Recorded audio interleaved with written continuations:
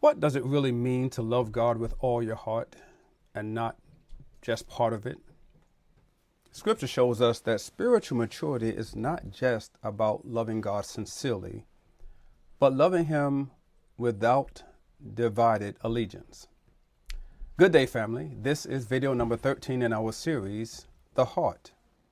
Today's lesson is titled, Loving God with an Undivided Heart. As we move into the maturity section of this series, the focus shifts. It shifts again. We're no longer diagnosing the heart or describing how God forms it. Now we're looking at what a formed heart looks like in motion.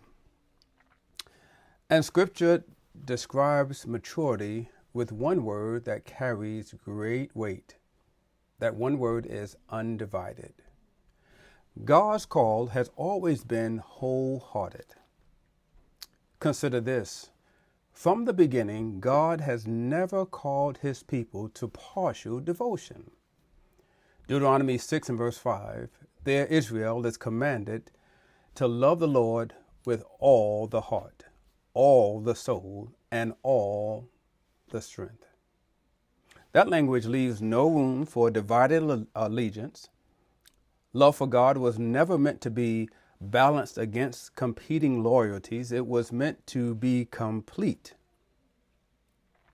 Jesus later affirms this in Matthew 22 and verse 37, showing that wholehearted love is not an Old Testament idea. It is central to God's design for relationship. Undivided does not mean untested. An undivided heart is not a heart that has never wrestled. It is a heart that has decided. Maturity does not remove temptation. It clarifies allegiance.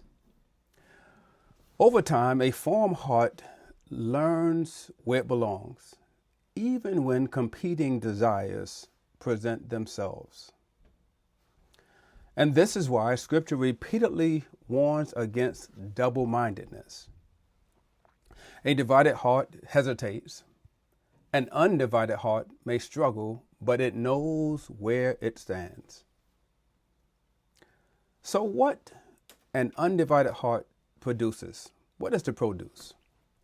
Well, when the heart is undivided, something begins to change internally. Clarity replaces confusion.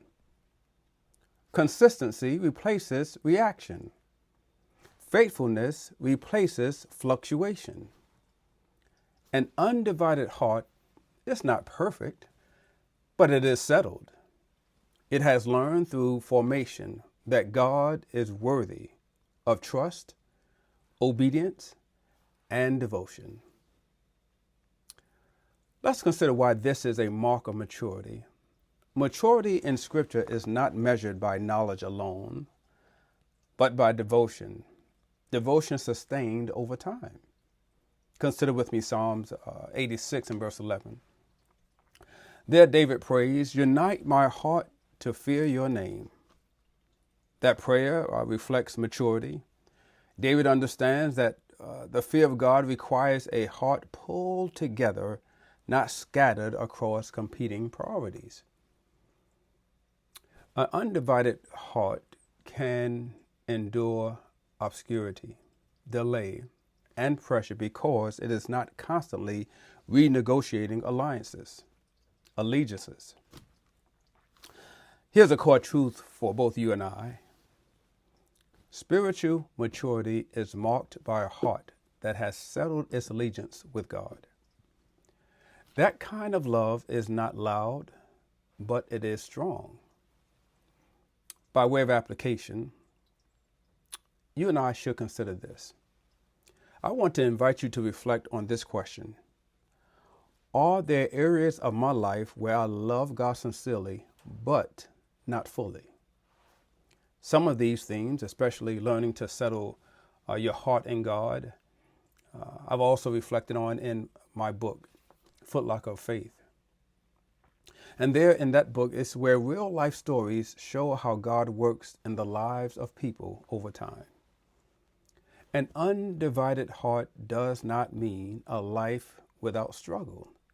It means a life anchored in decision, one that repeatedly chooses God, even when other options are appealing.